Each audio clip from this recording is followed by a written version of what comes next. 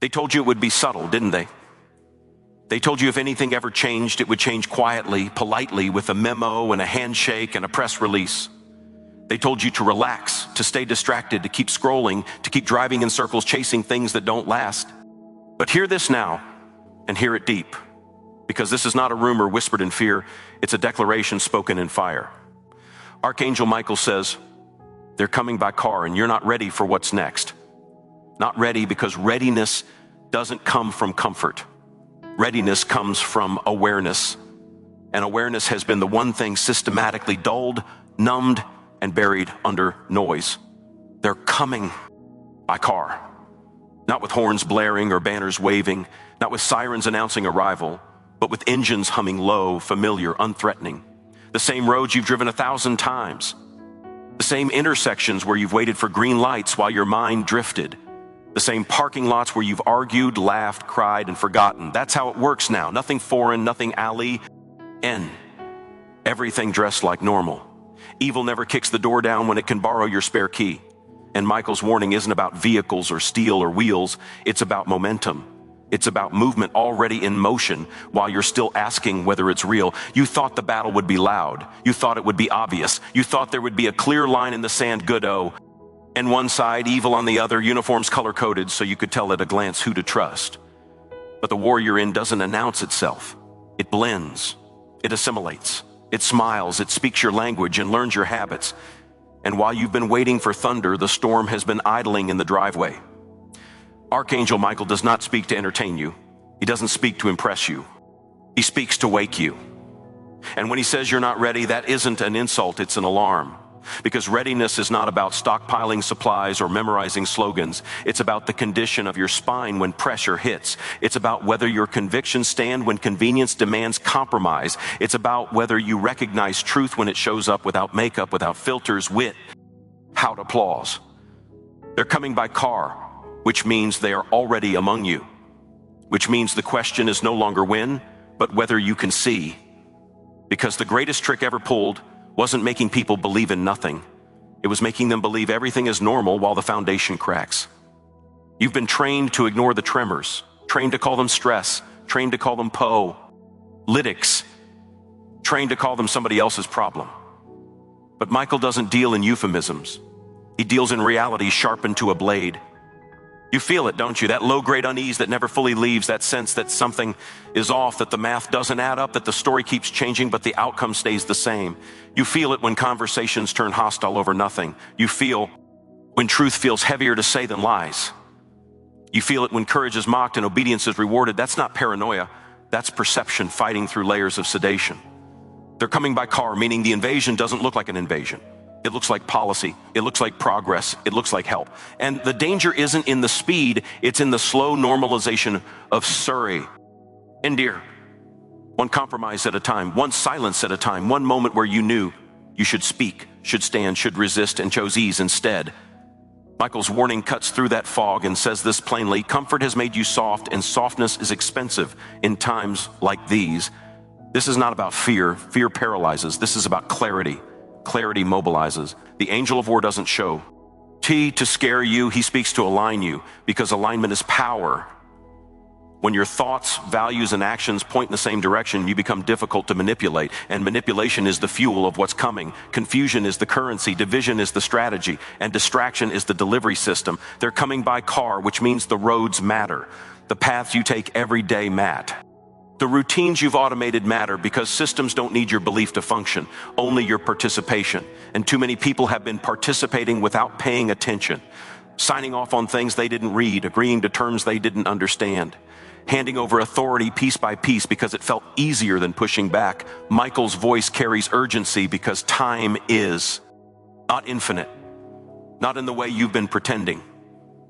There are moments in history where the window narrows, where choices weigh more, where neutrality becomes a decision with consequences.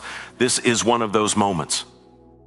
And you don't get ready by waiting for instructions. You get ready by strengthening your discernment, by asking better questions, by refusing to be hurted by outrage or lulled by entertainment. You weren't meant to live half awake. You weren't built to outsource your thinking or rent out your conscience. There is something ancient and resilient inside you that recognizes when lines are being crossed. that tightening in your chest when something violates your core, that quiet voice that says, "This isn't right," even when everyone else applauds. That is not weakness. That is T. He spark Michael is trying to protect. They're coming by car, and what's next will test what you worship. Not what you claim to believe, but what you actually serve with your time, your energy, your silence. Because when pressure increases, priorities reveal themselves. And the uncomfortable truth is that many people have been practicing surrender without realizing it, training themselves to adapt to anything as long as it's gradual. Michael's warning is a call back to vertical alignment, back to something higher than trends, higher than approval, higher than fear, because the battle is not first on the streets, it's in the soul. Control the inner landscape and the outer follows. Lose the inner and no amount of external freedom will save you. That's why readiness starts inside. With disc, upline, with courage, with the willingness to stand alone if necessary. They're coming by car, meaning there will be no dramatic entrance to wake the sleepers. The sleepers will wake later and wonder how it happened so fast. They will say it came out of nowhere, but it didn't. It came step by step, mile by mile, while people argued about distractions and ignored direction. And Michael's sword draw in is not asking you to panic. He's asking you to pay attention. Pay attention to what is being redefined. Pay attention to what is being normalized. Pay attention to what you're being told not to question. Because whatever cannot be questioned cannot be trusted. And whatever demands your silence in exchange for safety is already positioning itself above you. Readiness means you stop trading your voice for comfort. It means you remember that peace purchased with obedience to lies is not peace at all. You are stronger than you've been led to believe. Not because of rage, not because of numbers, but because of truth anchored deep. Truth that doesn't shift with poles or pressure. Truth that steadies your hands when the noise rises. That's the kind of strength Michael recognizes. That's the K. End of readiness that changes outcomes. They're coming by car, and when they arrive, many will greet them without realizing what they're welcoming. Others will sense it too late, but some will already be standing, already clear-eyed, already resolved. Not perfect, not fearless, but awake. And awakening is contagious. One person who refuses to bow can disrupt an entire system built on comply. Ants. This is not the end of the story. It's the sharpening. The moment before decision. The pause where you choose, whether you drift or drive with intention. Michael's warning hangs in the air not as doom, but as invitation. To remember who you are.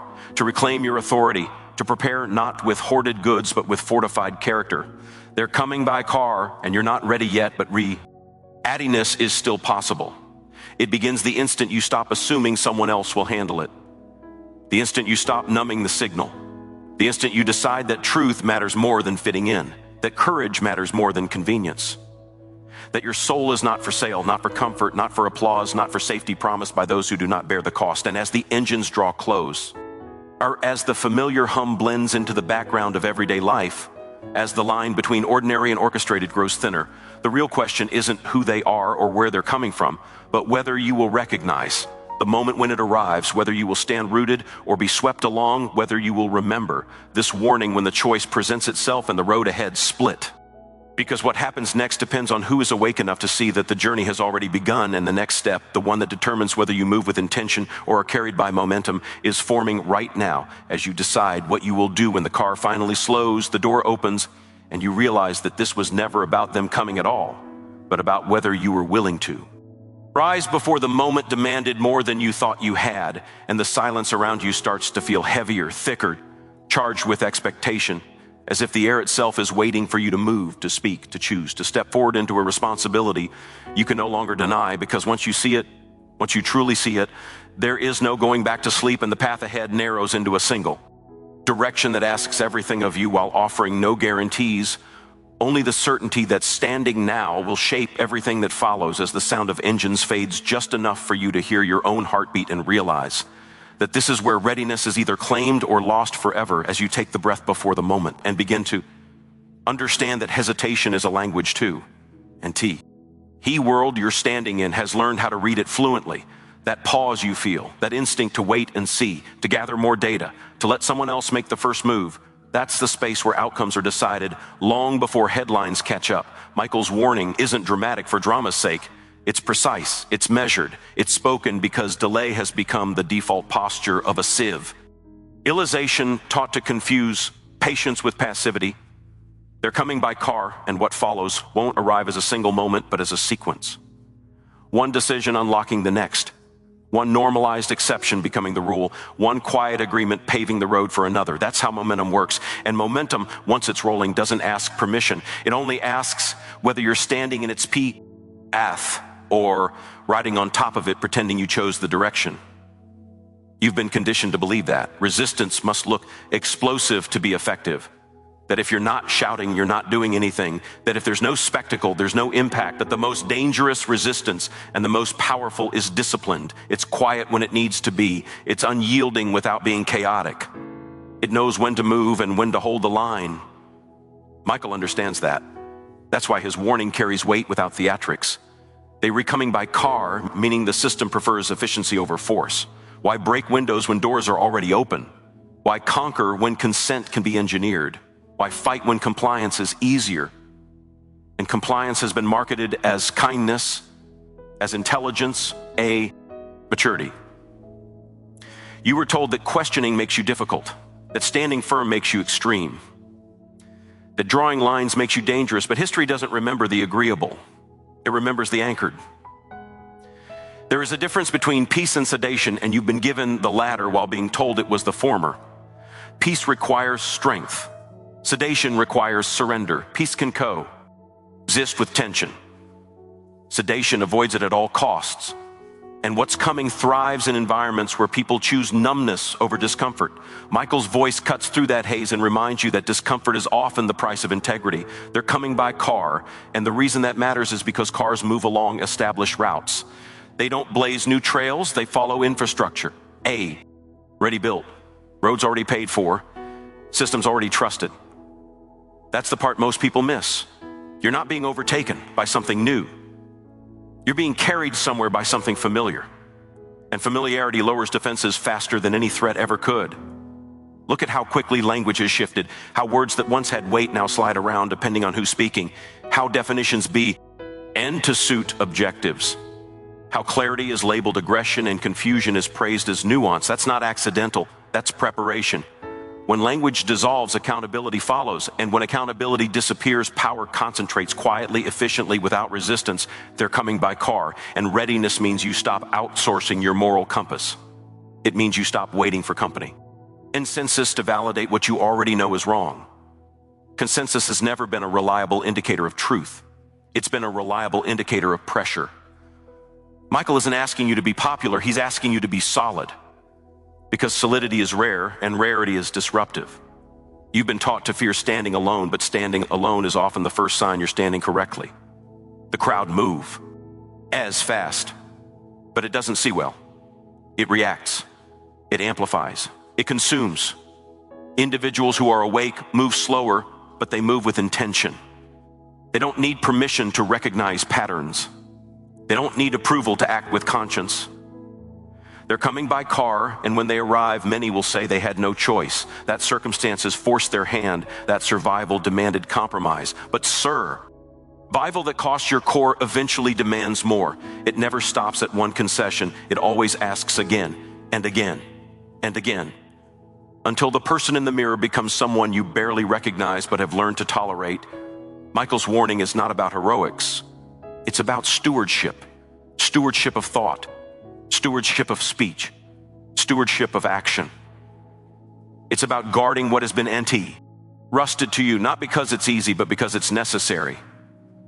Because when enough people abdicate responsibility, the vacuum is filled by those who crave control.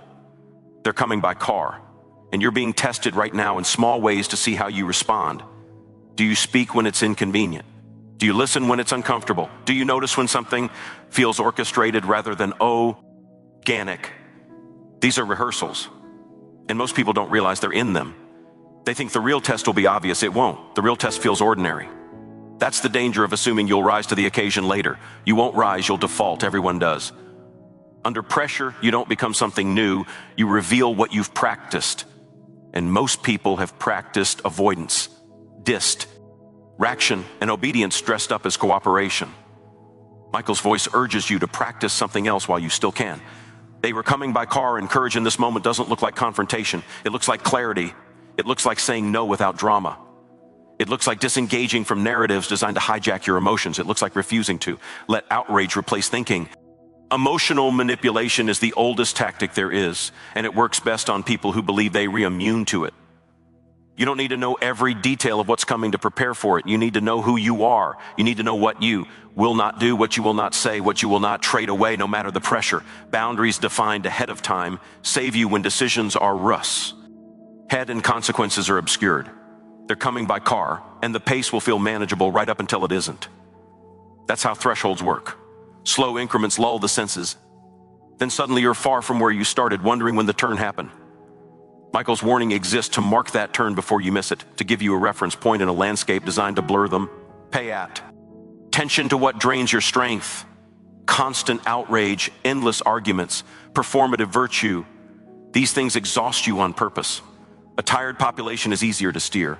A divided population is easier to manage. A confused population is easier to control. Strength isn't just physical, it's cognitive, it's spiritual. And it's been under sustained attack. They're coming by car, and readiness mean you conserve your energy for what matters, that you stop fighting every distraction and start standing firm on essentials. You don't need to win every argument. You need to hold your ground. You need to remain coherent when others fragment, calm when others panic, anchored when others drift. Michael doesn't promise ease, he promises alignment. And alignment is costly in a world that rewards conformity. You will feel friction. You will feel misunderstood. You will feel pressure to explain yourself to people who have no interest in understanding. That's part of it. That's how you know you're not sleepwalking. They're coming by car, and when the moment crystallizes, it won't ask you what you believe in theory. It will ask you what you're willing to live with in practice. It'll ask you whether your values are decorative or foundational. Whether they're slogans or load-bearing pillars, this isn't about perfection. It's about orientation. Even flawed people can stand in the right direction. Even uncertain people can choose not to cross certain lines. Readiness isn't arrogance. It's humility paired with resolve. The humility to know you're capable of being wrong, and the resolve to refuse what violates your conscience anyway.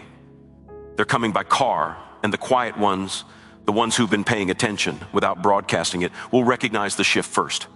They won't announce it. They'll adjust. They'll simplify. They'll strengthen their circles. They'll disengage from noise and focus on what sustains. That's not retreat. That's positioning. Michael's warning is for hoes who can hear beneath the surface of the words. Not everyone can. Not everyone wants to. Some prefer the comfort of disbelief to the responsibility of awareness. But awareness once gained cannot be returned. It changes how you walk, how you listen, how you choose. It sharpens your sense of timing. They're coming by car, and what happens next depends less on what arrives and more on what on who remains steady, on who remembers, on who refuses to be rushed into abandoning principles under manufactured urgency. Urgency is a tool. Fear is a lever. And when both are applied together, mistakes are made quickly and regretted slowly. You are not powerless here. That's the lie that keeps people docile. Power doesn't always look like authority. Sometimes it looks like refusal. It looks like walking away. Sometimes it looks like saying, this far and no further, even if your voice shakes when you say it. They're coming by car. And the reason Michael speaks now is because the choice is still yours. Not forever, not indefinitely, but now. Windows like this don't stay open. They close quietly, one unnoticed moment at a time, until people look up and realize the air has hanged and they never marked when. This is the space you're standing in, between awareness and action, between warning and movement, between comfort and conviction, and the path ahead won't light up all at once. You'll see just enough to take the next step, and that step will reveal the next and the next, as long as you keep moving with intention instead of drifting with the current. Their company, Ming by car, and as the hum fades in and out of perception, blending into the soundtrack of everyday life, as people continue routines unaware that the weight of choice is pressing closer, the real work happens quietly, internally, where resolve is formed without applause, where decisions are made without witnesses, where a line is drawn not in public declarations but in private commitments, where you decide who you will be, When pressure sharpens and options narrow and the road ahead no longer offers detours, only direction, and in that narrowing space, as momentum builds and the cost of hesitation rises, you begin to sense that what feels like an ending is actually a threshold, that readiness is not a destination, but a posture, a way of standing that refuses to collapse inward when the war. LD leans hard, and as that understanding settles, steady and unglamorous and real, the question shifts from what is coming to who you are becoming as the distance closes and the moment that has been forming all along starts to take shape just ahead, waiting for you to meet it with eyes open and spine straight and a resolve that doesn't announce itself but holds quietly, firmly as the road stretch. See. Hess forward, and the choice you make next begins to define everything that follows, while the silence thickens again and the sense of inevitability sharpens into focus, and you realize that this is not about reacting anymore, but about stepping into a role you didn't ask for but can no longer refuse as the path continues and the rhythm carries you forward into the next unfolding moment where the weight of awareness settles into your muscles and bones, not as fear, but as gravity, pulling you into a posture you can't fake anymore. Because once you've felt it, once you've sensed the alignment Michael speaks of, you can't unknow it. You can pretend for a while. You can distract yourself. But something in you has already shifted, and it won't let you go back to sleep without resistance. They're coming by car, and that means there will be no single villain to point at, no obvious moment where everyone agrees the line has been crossed. There will be paperwork, there will be procedures, there will be smiling faces explaining why this is necessary, temporary, for your own good. And the danger won't be in what they say.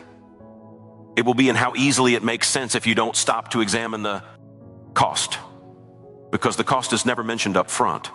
It's deferred, abstracted, distributed so thin that no one feels responsible for it. Everyone just plays their part. Everyone just follows instructions. Everyone just tells themselves it's not their decision to make. And that's how systems commit acts individuals would never choose alone.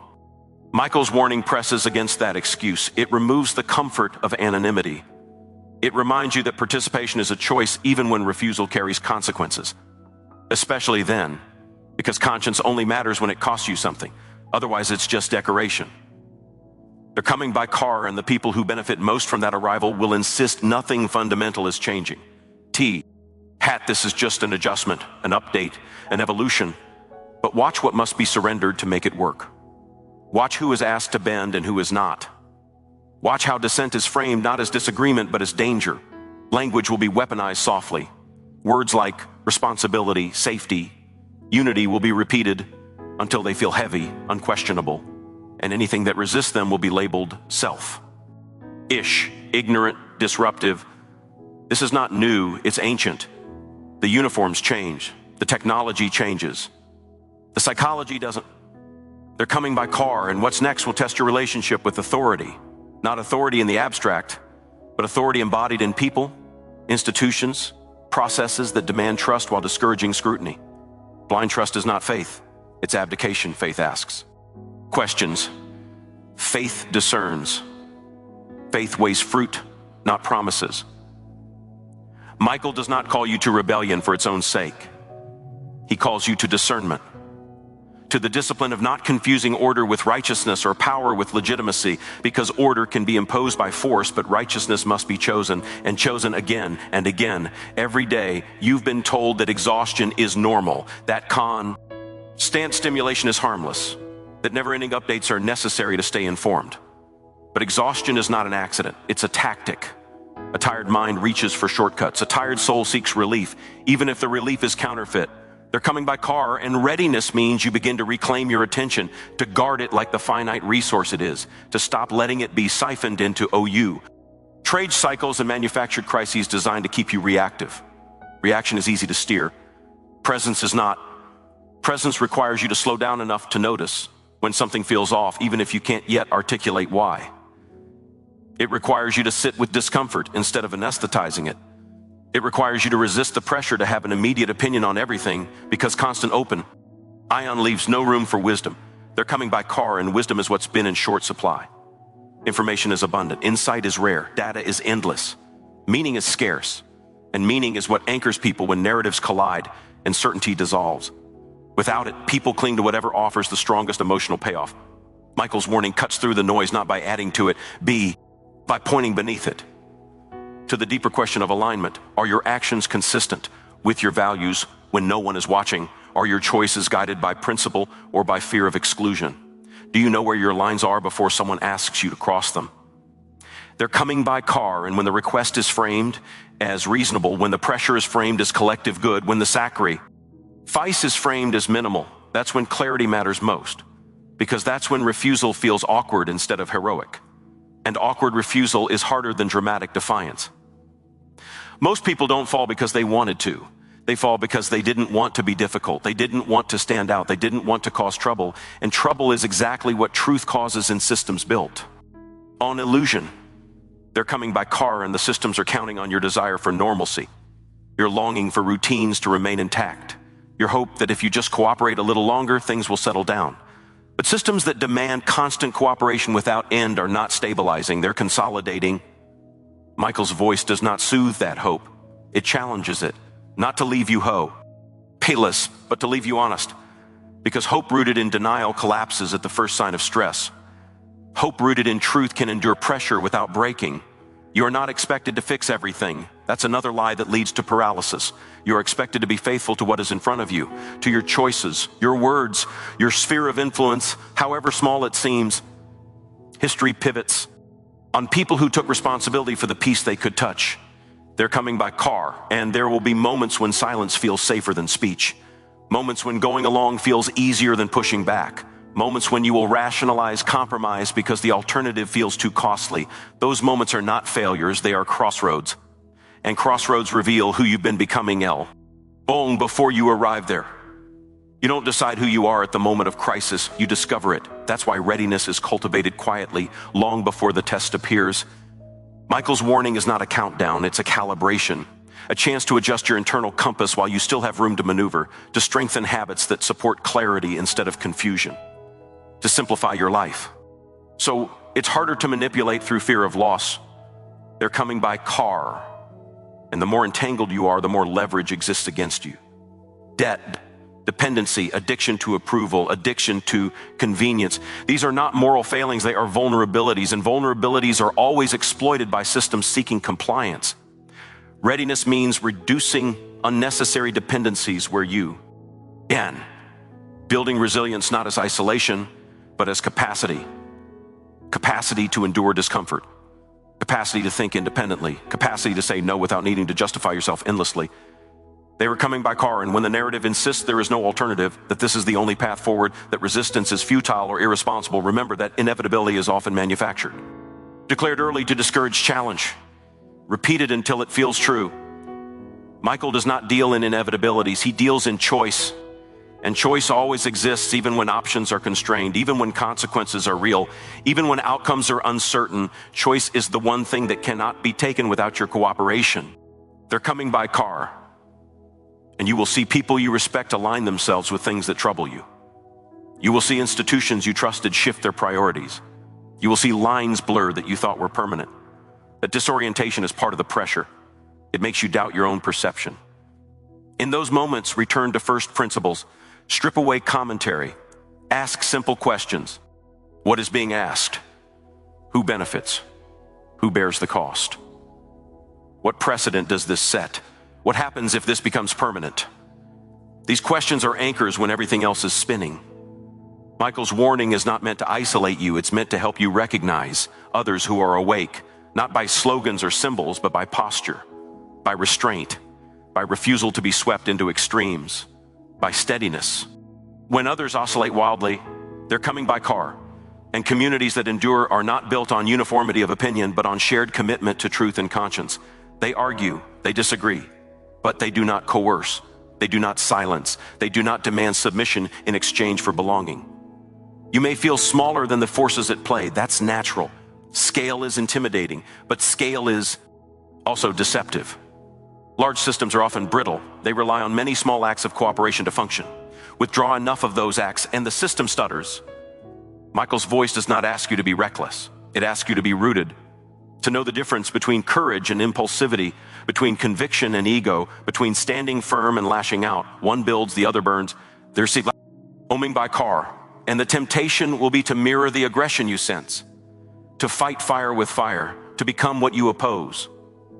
But losing your character in the process is not victory, it's substitution. the form changes. The substance doesn't. True resistance is boring to watch. It doesn't trend. It doesn't go viral. It shows up consistently. It refuses to lie even when lying would be easier. It refuses to dehumanize even when dehumanization is rewarded. Michael understands this. That's why his warning feels heavy but grounded. There's no rush in his voice, only urgency without panic. Because panic clouds judgment. Urgency sharpens it. They're coming by car. And as the distance closes, you may feel grief for the world you thought you lived in. For institutions that no longer resemble their ideals. For relationships strained by differing perceptions of reality. That grief is valid. It means you cared. But grief must not turn into bitterness. Bitterness corrodes clarity. It makes you reactive, suspicious of everything, unable to trust even what is good. Michael's warning is not an invitation to cynicism. It's an invitation to maturity. Maturity holds complexity without collapsing into despair. It recognizes corruption without assuming everything is corrupt. It resists manipulation without becoming manipulative. It stands without hardening into cruelty. They're coming by car and the road ahead will not be evenly lit. So, me days clarity will feel strong. Other days it will feel fragile. That does not mean you're failing. It means you're human. Readiness is not constant certainty. It's sustained orientation. You will be tempted to look for a final moment, a definitive sign that confirms everything. You may never get it.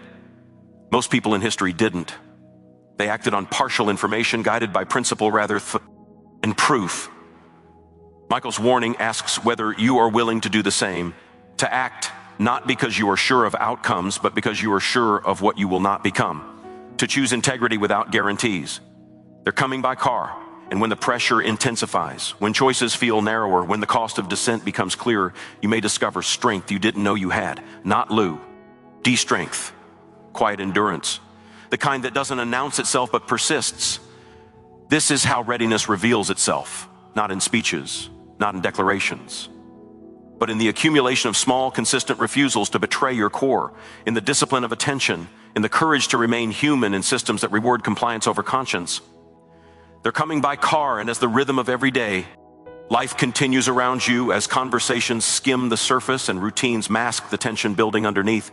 You carry this awareness not as a burden, but as a lens, seeing patterns where others see noise, sensing shifts where others feel only fatigue, understanding that the moment is not waiting for permission to arrive, and that the road you are on is already bending towards something that will require you to choose again and again and again, without applause, without certainty, guided only by the alignment you've been cultivating in the quiet. As the space ahead tightens and the sense of inevitability transforms into a recognition that this is where preparation becomes action, and awareness becomes embodiment, and the next unfolding step is already forming just beyond the edge of what why. Who can see? Calling not for panic or haste, but for the steady movement of someone who knows that the journey has crossed a point of no return, and that what happens from here will be shaped not by what approaches, but by how you continue forward into the narrowing path where. And so this is where it resolves, not with certainty handed to you, not with the comfort of knowing how every turn unfolds, but with a mirror held steady in front of your life. Archangel Michael's warning was never meant to predict the future as much as it was meant to confront the present, to strip away the illusion that readiness arrives later automatically when the stakes are obvious and the path is clear. They're coming by car because the moment does not crash into you from the outside. It arrives through the roads you already travel, the choices you already make, the habits you already defend. What comes next will not ask whether you feel prepared, only whether you become someone who can stand without bending, see without flinching, and choose without surrendering your core. The engines do not matter. The arrival does not matter. What matters is this: when the door opens and the ordinary reveals its weight, when comfort asks you to trade conscience foe. Calm, you will not rise to meet the moment. You will reveal who you already are. And if you have listened, if you have aligned, if you have refused to sleep through the narrowing of the road, then readiness will not announce itself with noise or triumph, but with a quiet, immovable resolve that says, without apology and without fear, I am here, I see it, and I will not yield.